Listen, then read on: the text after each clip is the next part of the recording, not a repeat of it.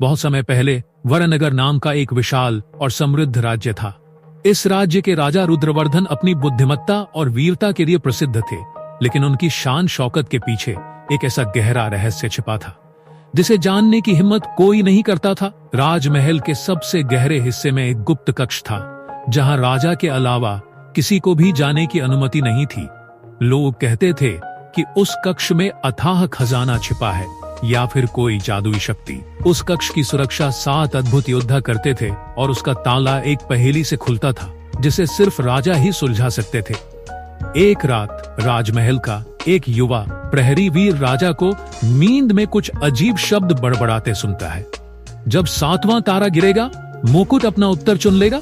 वेगा वीर को इस बात ने सोचने पर मजबूर कर दिया और उसने इस रहस्य को सुलझाने का निश्चय किया।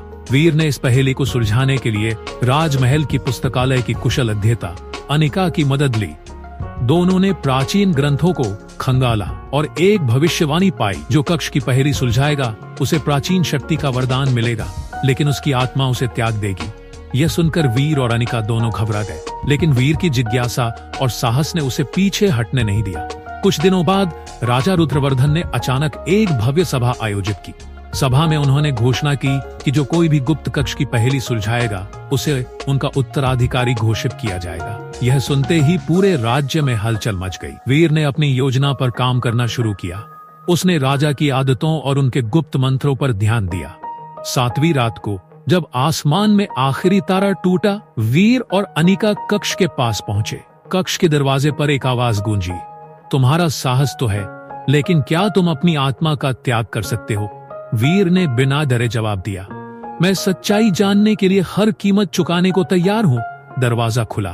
अंदर वीर और अनिका ने जो देखा वह उनकी कल्पना से परे था। कक्ष में राजा रुद्रवर्धन खड़े थे, लेकिन उनका चेहरा बदल गया था। वह बूढ़े और थके हुए लग रहे थे।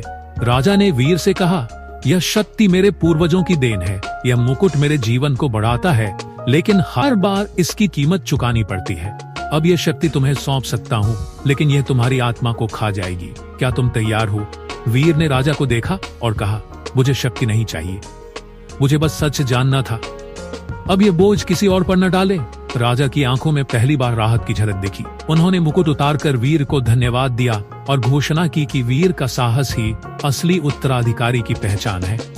वीर ने राजा की सेवा करना जारी रखा, लेकिन उस रहस्यमयी शक्ति का रहस्य हमेशा के लिए गुप्त ही रहा। राजा ने मुकुट तोड़कर उसे हमेशा के लिए नष्ट कर दिया। इस तरह वीर ने न केवल सत्य का सामना किया, बल्कि राज्य को एक अंधेरे भविष्य से भी बचा लिया।